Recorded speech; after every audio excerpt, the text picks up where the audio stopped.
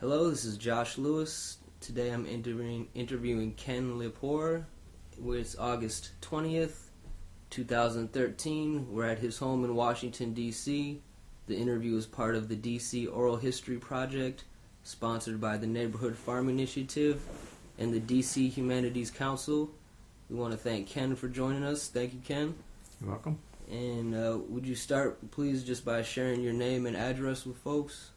My name is Ken, or Kendall, if you will, LePoer, 600 Constitution Avenue, Northeast, Washington, D.C.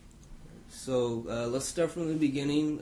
Where were you born? I was born in Ayer, Massachusetts. All right. And who did you live with there? My folks. We lived in Pepperell, Massachusetts. I was born in Ayer.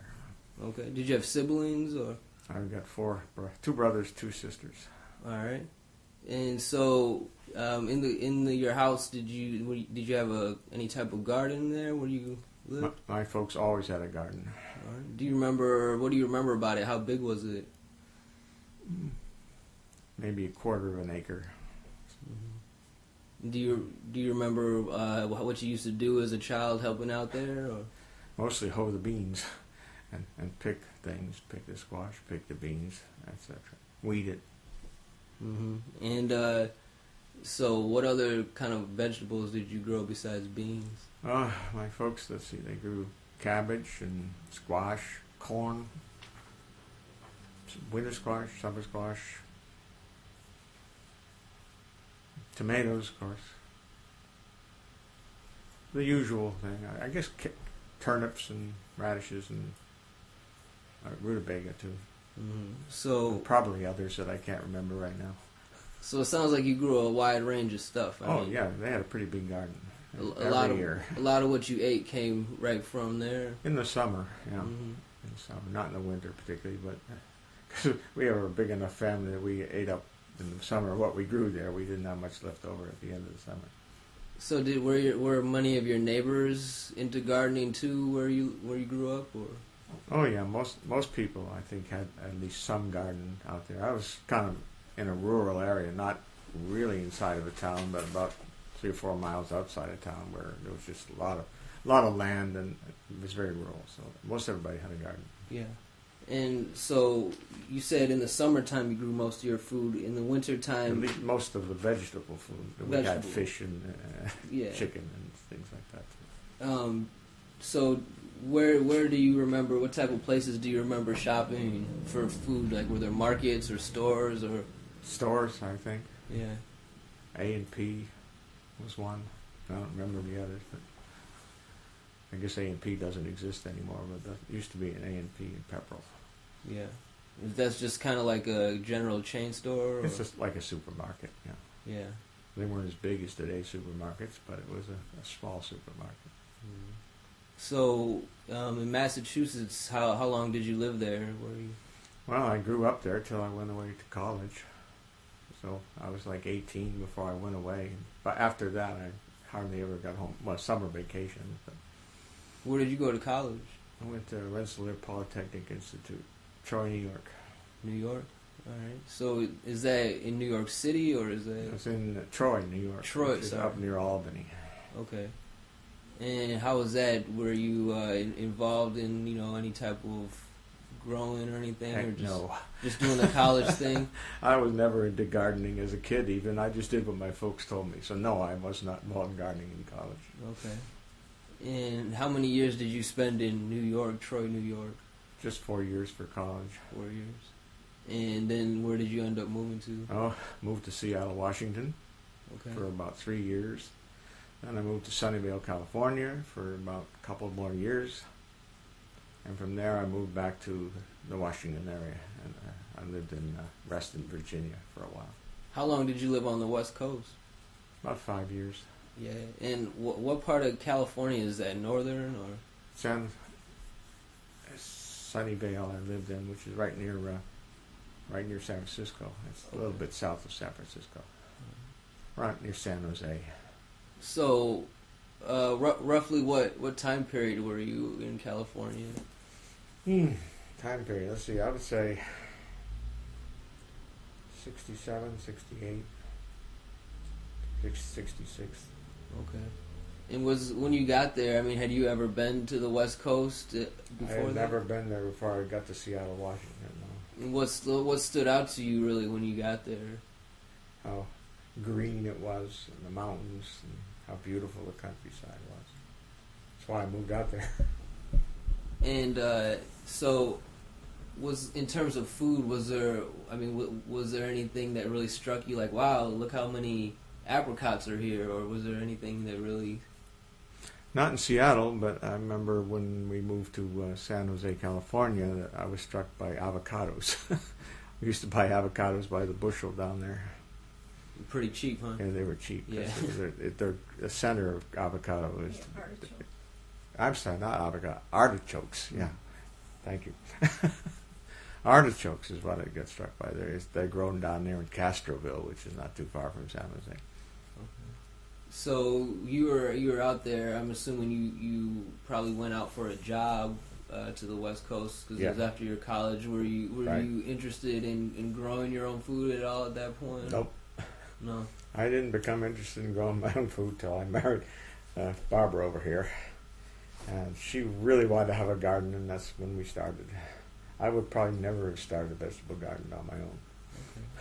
Okay. Like I say, I did what my folks told me as a kid, but I never got any great interest. So you moved from California back to the East Coast to Washington D.C. and well, to this area, yeah. Okay. Oh, you said to Virginia. That's Yeah, well, Reston, Virginia. It's a suburb here. Yeah. And so, how long was it before you actually moved into the district? Well, I moved into the district after I met Barbara, which is, 1977. Mm-hmm. And then moved into the district and into this house. We moved in 78, actually. We met in 77, moved in here in 78, got married. And we've been here since. Okay. Was she already living in D.C.? Or? She was living here on Capitol Hill. That's how I got acquainted with the hill, by meeting her. All right. So she got me interested in moving onto the hill. I had been living in Gaithersburg at the time, Maryland. So what was Capitol Hill like in 1977? Pretty much the same as it is now. Yeah. It's been fixed up a little bit more. Every year there's a few more houses fixed up, but it was not very much different than it is now. It was always a very nice place to live. So you met Barbara, and she was already into gardening when you met her? She liked to garden. Actually, I don't think she had much of a garden because her little apartment that she lived in didn't really have a place for her to garden. But she was always interested in it and got me into it. I do a lot just to keep her happy. Good man, good man. So, at what point did you start becoming? I mean, did you start growing food at the house first, or did you seek out a community garden first? We started here. I'll tell you the whole story. Good. We started here by putting a rooftop garden on the house. There's a hatch which leads up to the roof, and I went up there and we built some 4x8 frames to plant in, hauled up peat moss and stuff like that, and made planting soil out of it. And we had two of those, 2 4x8 gardens up there with peat moss and vermiculite and fertilizer. We had that for a year or two because that was the best place to garden. We did try gardening in the side yard once, but there wasn't enough good dirt there to do much of anything. Didn't get much. Where did you get the idea for the rooftop garden?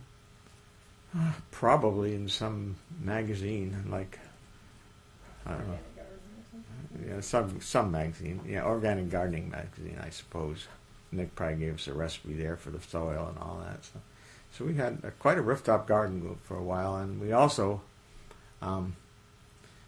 planted buckets too, white plastic buckets, which we filled with peat moss and stuff. And we plant tomatoes in them. We had a real green garden up there. It was amazing. Do you remember what you grew? Oh yeah, we started with radishes and lettuce and spinach, and in the spring, and then in the spring and the summer we went to tomatoes and squash and I guess some beans. I'm not sure, but squash and tomatoes for sure.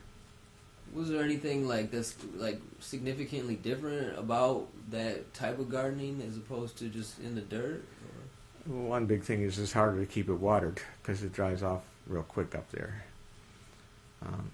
That's really the big difference. So did you just hauled buckets of No, we ran a hose up to the side of the house. We have an outdoor spigot, and we ran the hose up the side of the house and watered it that way. So where did you? What kind of garden stores did you order seeds by mail, or where did you get that kind of stuff when you did the rooftop garden? Do you remember? I'm not sure. We might have ordered it by mail. We might have gone to the local hardware store. There used to be a great hardware store here on the hill until it burned down, Frager's, which always had lots of seeds. But we probably ordered some from the, not online, but because it didn't exist, but by mail, and probably bought some. So I'm gonna go back a little bit. When you came to Capitol Hill, I asked you kind of what the neighborhood was like, but do you remember, any like other shops besides Frager's that you used to go to? Where did you get your groceries? Were there co-ops or Safeway? Safeway. It was a Safeway. There always has been a Safeway on there. I guess that was the one we went to, was Safeway. Okay. Were there any markets, farmers markets at first? Oh yeah, they always had the farmers market. We usually use Safeway. I guess we occasionally buy something at the market. Right there by Eastern Market. That was going on even back then. Oh, okay. On the weekends. Is just as big as today, or was it a little smaller? Or? About the same, I think. Yeah. The farmers market was the same. I think the flea market part of it has expanded quite a bit from then. I don't think back then that they were using the schoolyard, which they're using now, as well as the stalls along the street. Do you remember any of those vendors that you or any in particular vendors you used to frequent, or any place that had good beans or good fruit? I personally don't. That's a long time ago, you know. Yeah. No, I don't remember anyone in particular. That's all right. So, you and your wife, you started out experimenting at the house, growing things. Growing on Sounds the roof. like you were fairly successful. Oh, we were quite successful. We had a thriving garden up on the roof. It's just that it was hard to keep it watered. Mm-hmm. You have to go up there and water almost daily, but it really thrived. So, at what point did you start becoming interested in community gardens? Well, again, this was her. It's all her fault. She saw an ad in the paper for a free course in gardening by the Department of Agriculture's Extension Service. And so she wanted to take that course. So we did. And to pay back the course, we had to do 50 hours of community labor. Master garden. Yeah, it was a master gardener's course. And we had to do 50 hours of community service to pay for the course after the course was over. And at that time, there was a garden down across from the Air and Space Museum. It was called the Independence Gardens, as it still is. And it was run by a woman called Allison Brown. She belonged to some place called Garden Resources of Washington, which established gardens around Washington. That was what they did. And she was expanding that garden at the time and looking for volunteers. And we volunteered because that was going to be our payback for the free course. And that was in 1982, I guess, something like that. And we've been there ever since. We've probably put in 50,000 hours, never mind 50, down there. It was then sponsored by Garden Resources of Washington, who subsequently dropped out. And then we changed it over to an adopt-a-park agreement between us and the National Park Service, which owns the land down there.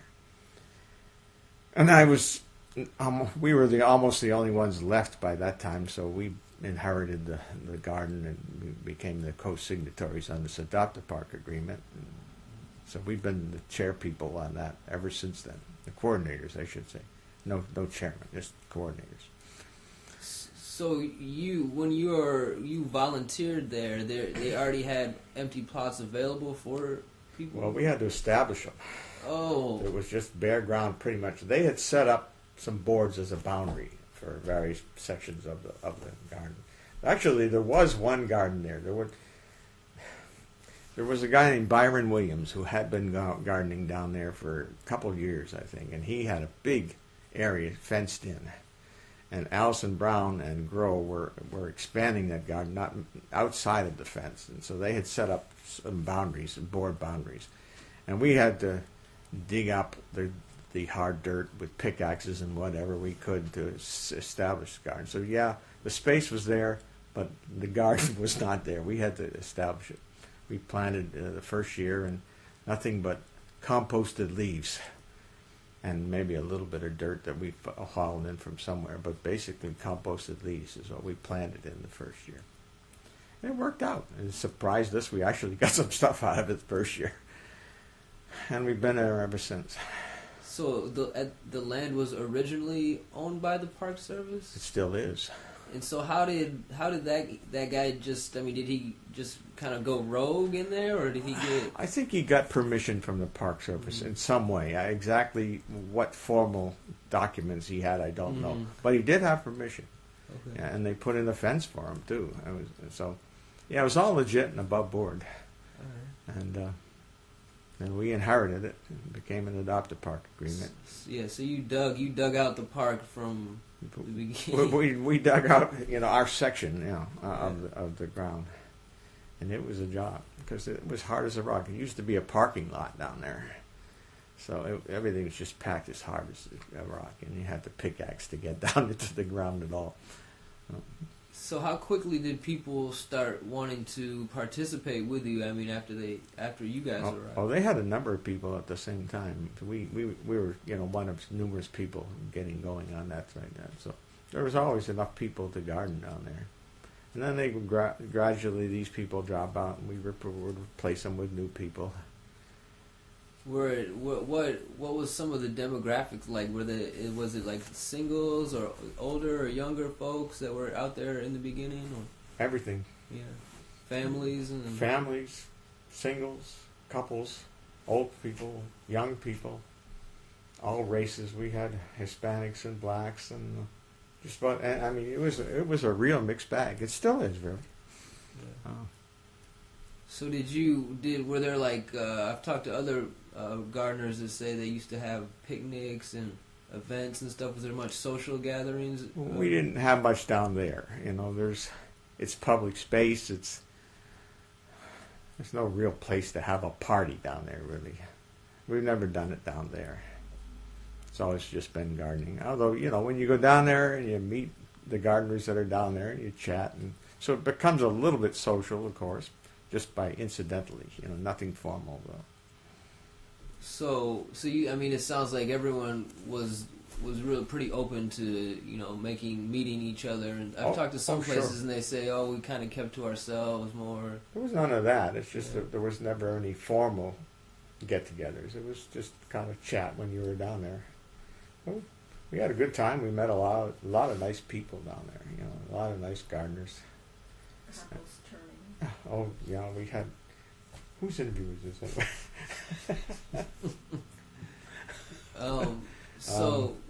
Yeah, we did have a couple work days every year, just maybe to turn the compost bins and things like that, which we constructed incidentally out of a design by us, mostly her. And then we constructed the compost bins and we would turn them every year, so we had at least that much of a get together plus incidentals. Did that work pretty well? The method, the bins that you guys... they worked great. Yeah. We came up with a design where you could remove all the fronts and the sides that separated the bins so that you could just easily transfer stuff from one bin to the other. And then you reassemble it after you're done. So it was a nice little system. Is it a different system now? Or? Nope, same one. Mm-hmm. It's starting to fall apart a little bit, but it's still the same one. Same system, everything. So when you started growing, even here and in Independence Garden, you hadn't really grown any much since Massachusetts. Only one I had done was this rooftop garden that we had in the early years. So was there any type of learning curve for you? I mean, did you? Not much, really. I mean, she had been, and I had been to it to some extent. She'd been reading, organic gardening magazine for some years before that, so she knew a lot about it already. And it's not, not that difficult, really. You just make a nice, loose, fertile soil and put organic materials in it and plant, and water and weed. No, it wasn't too big a learning curve, really. I guess I also remembered a little bit from what I did when I was a kid. So did the garden have access to water and things? Or? Oh yeah, yeah. We had water down there easily. The city furnished a spigot for us, and we had a little connector thing you'd plug into the spigot, and it would give us all the water we wanted. No charge from the city. So it was a good deal down there. We had all the comforts of home down there, so to speak. Really. Was there? Did you have like a community tool shed or? Yeah, we have a shed. It's about 4 by 8 feet, about 4 feet high. You put all the tools in it, and the water. We had a watering cart, a hose cart that we haul out, go plug in. And lots of tools, no problem at all. We had everything we needed down there. Still do, actually. Do you remember? In the earlier days when what kind of like the dynamic of the relationship between the community and the garden? I mean, were there a lot of people coming just to ask questions or see what's going on? Or? Well, it's a little different down there than most places in that the community down there is the tourists that are walking around, and mostly, it's mostly tourists that are going to the American Indian Museum, the Air and Space Museum, etc., and some of the workers from local office buildings. But the people you get coming by, and we had a lot of people coming by all the time, were mostly tourists. How come you're gardening down here? How do you like down there? What are you growing? Et cetera, et cetera. I mean, you got to meet a lot of people from all over the world come and ask us questions down there. What is that? How come you're down here gardening right across from the museums? All this kind of question. It's a very unusual place to be doing a vegetable garden. Yeah. So. How long would you say? I mean, how long was the garden still expanding? Because it sounds like people could just come and just dig out a plot and then just use it. I mean, was that? It was pretty much fully planted the first year. We didn't expand after that. But people do come in, but they had to talk to me or somebody to get assigned a plot. So we're not expanding. There's no more room. So was there, after the first or second year, was there already a waiting list then? Or? Oh yeah, we always had a small waiting list. We still do. Not a huge waiting list, but a small one. What's the size of the plots there? All kind of different sizes. We have one of the bigger sizes plots because we were one of the beginners. We started it all, so we had a pretty big plot right from the start. But we've found over the years that not everybody can handle a plot that big. So you get everything from like 4 by 10 or 4 by 8 maybe up to 15 or 20 foot square. That kind of size. Different shapes, different sizes. And we, I think, at the moment have the biggest. Were there any particular pests or diseases or anything that are really have been a problem in the past or a problem now there? Squash borers is one. The bean beetles are one. Human beings are another one. You do get some goods stolen down there. Naturally, it's so public. You're bound to. So is it not fenced in then? Or? Oh, no fence, totally. And of course, there's all kind of people walking around all the time. So we do get, surprisingly, most of our vegetables. It's really surprising considering how public it is down there. So since it's part of the National Park Service, this required to be organic there, is that right? I don't know if they are requiring it, but we have decided to make it organic. We don't use any pesticides. From the beginning, right? Right from the start, yeah. So what type of organic methods do you use to enhance your soil or things like that? Well, we have the compost bins, as you know. Some people occasionally bring in, compost they get from hardware stores and stuff like that. Nothing unusual, just basically compost from different places. Yeah. Are there any like particular crops that just don't work well in DC that you really don't recommend people growing? We haven't had any luck with Brussels sprouts. Minimal luck with turnips. I'm not saying DC generally, but all I can speak for our own little garden.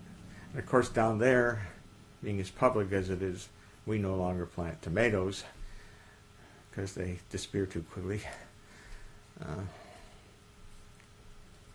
But, no, other than that, things do grow pretty well. Some things really grow very well down there.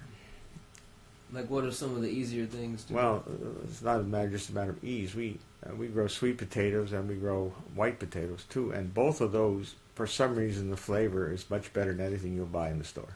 And it's not just because it's a garden; it's because it's something about the soil down there. I don't know what it is, but it really is just a whole different flavor.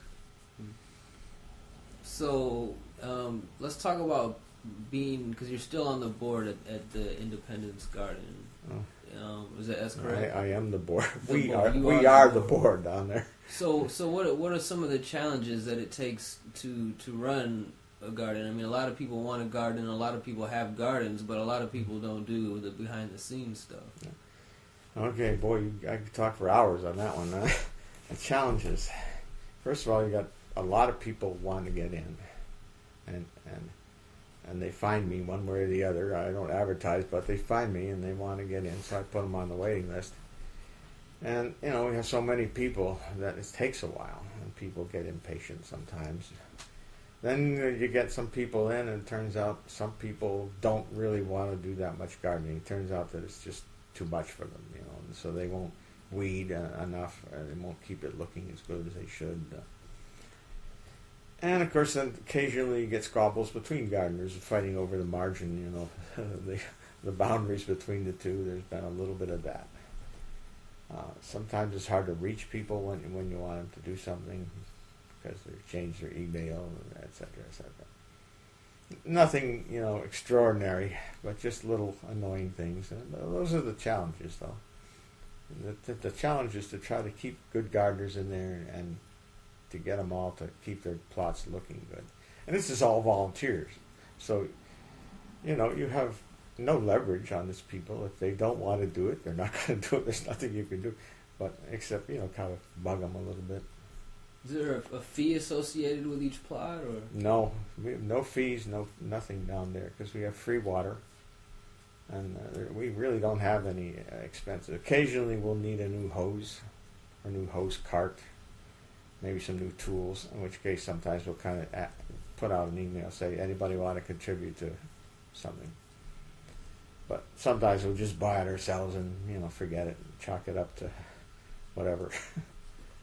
Chalk it up to doing some good for somebody somewhere. So for the gardeners that don't really stay on top of their plots as well, I mean, how do you address that? Do you have inspections, or what do you do? We have nothing formal. I just occasionally have to write emails to say somebody your gardener's looking kind of weedy and really needs some attention or something like that. Once or twice I've had to say, look, I'm sorry, but I have to reassign your plot. You just haven't been doing it. And one or two gardeners have been that bad, but not any more than, say, a couple have been that bad. Usually if you bug them a little bit, they'll start fixing things. So how long is the average waiting list for the garden? For that one down there, probably 2 or 3 years. It's not too bad down there. So far we've only been speaking about that one down there. The one up here is a whole other matter, which we'll get into when you get to that. Sure. So we can talk about that. What's the name of the other garden? The other garden is Hilton Community Garden, and that is right up here on Capitol Hill, on 6th Street here. And talk about how you've been involved in that one. Well, that used to be an impoundment lot where the city would bring old cars, trucks, etc., that had been involved in crimes. They stored them there as, evidence, if you will. And you would get tow trucks coming in there from time to time hauling these vehicles in or hauling them out, and sometimes in the middle of the night you hear clank, clank, bang. It was kind of really a very ugly and bothersome lot. Then they finally, going back before that, it used to be a school. It was Hilton School is what it was, and that's why it's now Hilton Gardens. But the school got bulldozed in the 40s, and then it became the impoundment lot. And somewhere around 1993, a couple of the neighbors, Alice Burney and Mary Wyman, kind of were talking about the lot and wondering what could be done, and they got the idea of putting in this community garden. So they circulated petitions around the neighborhood, just in the first couple blocks around, asking who would like to get involved, and set up a meeting, and we all met and decided to go ahead and do it. Judy Tiger of Garden Resources of Washington came to some of our meetings. We invited her, and she came to the meetings and helped us get started, help us deal with the city, get a lease, permission, and all that to put in the garden. So we started that, and we had regular meetings, and then we hired a contractor, Frank Joy, bless his heart, to dig up all the old asphalt, because that was just all asphalt.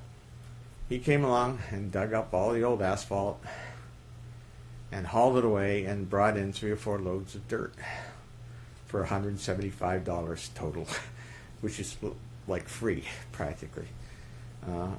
And we spread it around and set up plots, and we got some wood for the borders from what used to be the old Charlie horse and carriage business that was down underneath the freeway downtown. And she had some old boards, which I don't know, she's got them from an old barn or something. Anyway, she was giving them away, so we got those from her and set up the boundaries and laid out the plots, and so it began. In the very first year, we had a pretty darn good garden down there. How many plots are over there? About 30, I think. 26, 28, something like that. And each plot's got typically 2 or 3 people involved, couples, and maybe more than just a couple. So we got like about 60 gardeners and about 20 or 30 plots down there. How does the setup compare? I mean, does this one have a fee, the water? This one does have. It's very expensive. It's $15 a year. It's just a nominal fee to pay the water bill mostly. And we get the water from one of the gardeners, Mary Wyman. She lives on Constitution and runs a hose from her backyard out back across the alley and into the garden. And we pay her the dues, and she pays the water bill out of that. And she will raise the dues if it ever becomes necessary based on her assessment of her water bill. So that's worked out just fine. It's all worked out quite well. We put in a little lawn area underneath a tree where it was real shady. We thought it was too shady for a garden, so we put a little lawn, so we got a little picnic area with some furniture that we find people thrown out along the streets or donated one way or the other, and so we have little picnic grounds in there. And it's turned out really well. It really has. We made a set of compost bins just the same as we had down on the mall on the other garden. And we put in a shed, another 4x8 shed. And it's done very well. It really has done very well. That's got like an 8-foot fence around it, so we don't have any problems. Some of the problems that you might have down on the other garden, Independence Garden, you don't have that up here. It's worked out very well. We've got, like I say, 60 gardeners, and we meet quite often. We'll have at least once a year, we'll have a harvest party. And of course, if you want to just go over there in the evening and sit and relax and have a cup of coffee or something like that, you're liable to run into people, and they'll come over and chat. So it's become a real social center as well as the garden. So it sounds like this one had more of a social aspect than. Considerably more, because there's a place to have it. You've got the little picnic grounds with tables on chairs, and you can have a little social aspect to it. And it's definitely got quite a bit of social.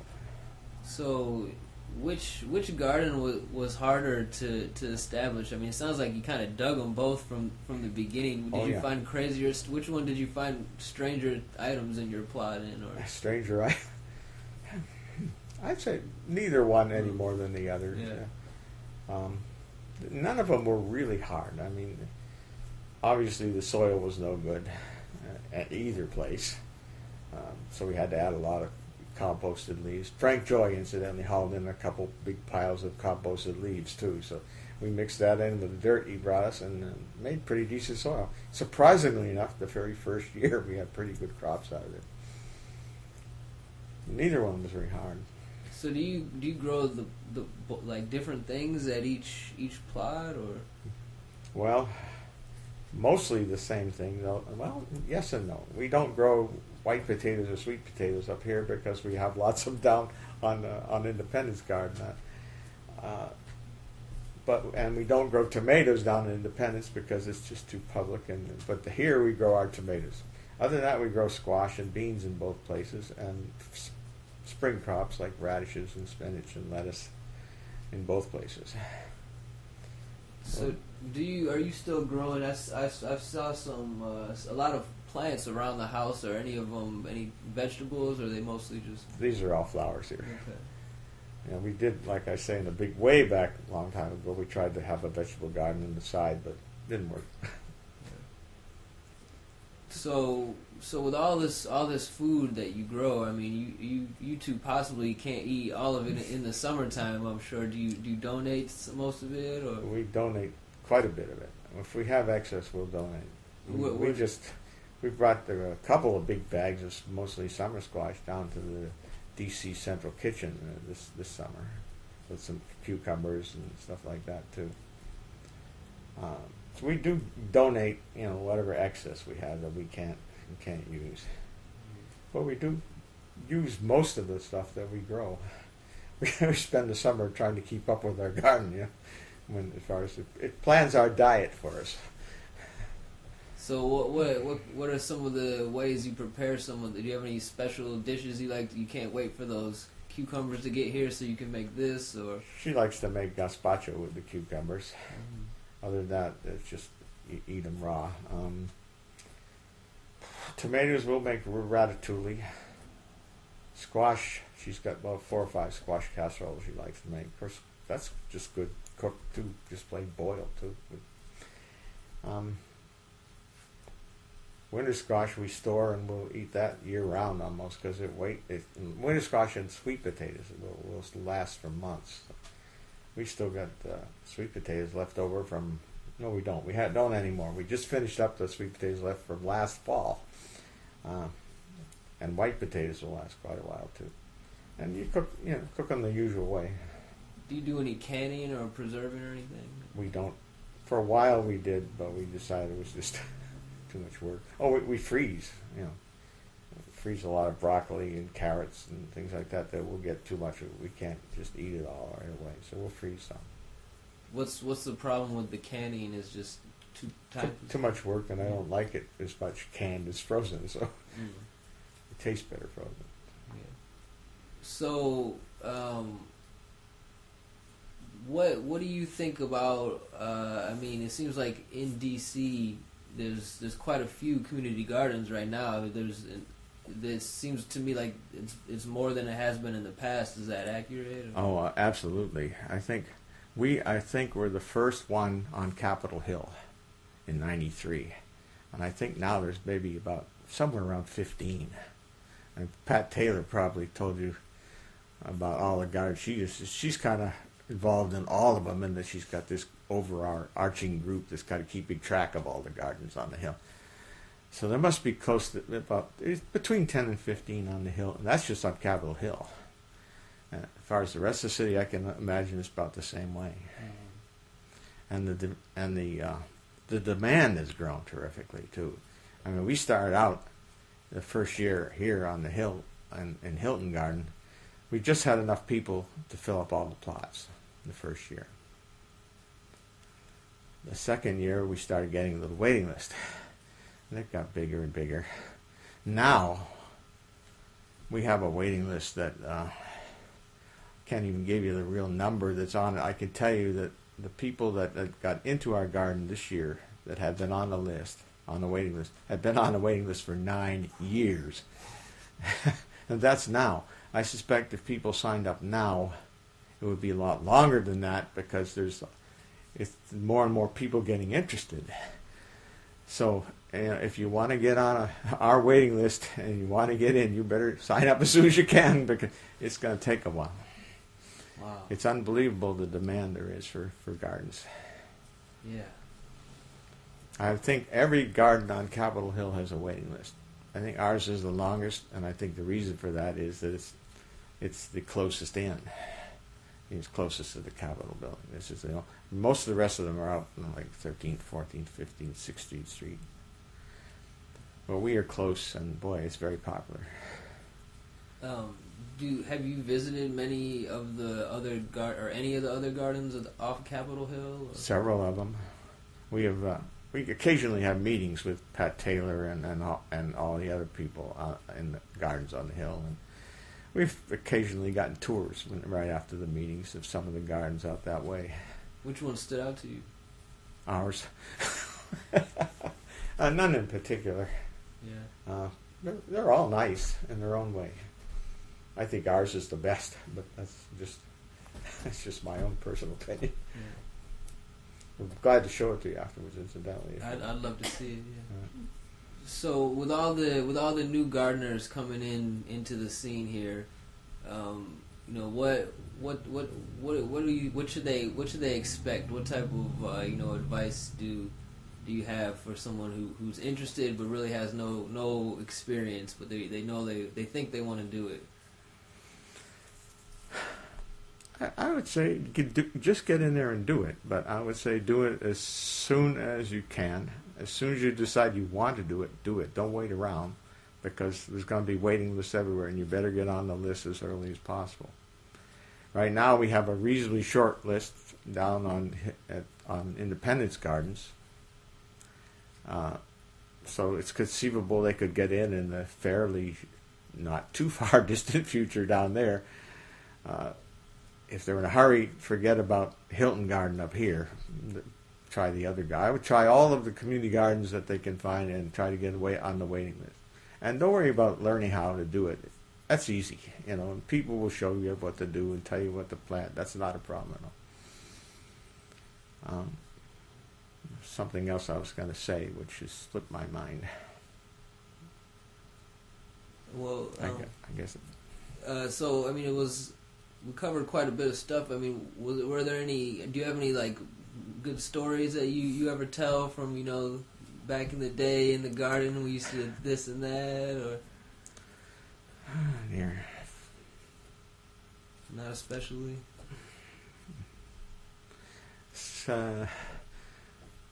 Nothing especially. No. I will say that they're sometimes hard to establish. The problem down on the mall with the Independence Garden was the fact that the ground was so hard. I had to use a pickaxe to get into that soil. It was, like a rock almost.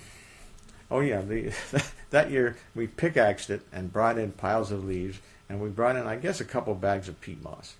And we would dig a little hole in the leaves and put some peat moss in there and plant a plant in that, and then cover that up with leaves. So it really looked like we were in the ground, but we were really not in anything. And then as soon as everybody was ready, had that all done, it kind of looked almost like a garden, although we had our doubts at that point. And then she had a press conference. So she brought all these reporters down there, and we all had to chat with them and look it around. And I'm thinking to myself, boy, we're faking it pretty good down here. It looks like a real garden. But other than that, no, I can't think of any real stories. There's lots of things that have happened, of course, over the years. One year. No, never mind. I think I won't get into that. That's okay. Were there any newspaper articles involved in that press conference, or did you? I think there was. Yeah, I think there were a couple of different, articles put out. I don't remember just what they were, but yeah. I think I actually got on TV too with that one. I remember somebody poking a camera in my face while I was trying to plant and things like that. So, I guess Would you have any way to kind of define or identify your gardening style? I mean, what do you consider your approach, other than just organic? We try to plant as intensively as we can. We tend to be intensive. We don't do this square foot gardening like you hear about, but we do plant pretty intensely and pretty close together. And we do throw in at least some new compost every year. Nothing out of the ordinary, though. We try to keep it fully planted year round for the most part. We do a lot of spring planting and fall planting and and summer. And some things grow through the winter too, of course. But we try to be intensive and thoroughly planted. All right. Well, was there any other last comments or anything else that you could think of you might think was important for the history of either garden? Or? Well, I'll say one thing about the Independence garden down the mall. That probably isn't going to last more than 2 or 3 more years, because that whole square is going to become the Eisenhower Memorial as soon as they stop fighting over the design, which I don't know if it's going to happen or not, but it's slated to become the memorial. I think it's got a couple more hurdles to be approved by all the various agencies involved. So that's going to go away. Hilton Garden, we hope, is going to stay indefinitely. It, of course, is a piece of city property, and hence is subject to being sold if the city takes a notion to do it someday. We cross our fingers and hope it's not going to happen. Mm-hmm. And that's about it. Okay. Well, cool. Well, thank you so much for taking time to talk with me today. I want to thank everyone for listening, and that will wrap up the interview. Thank you.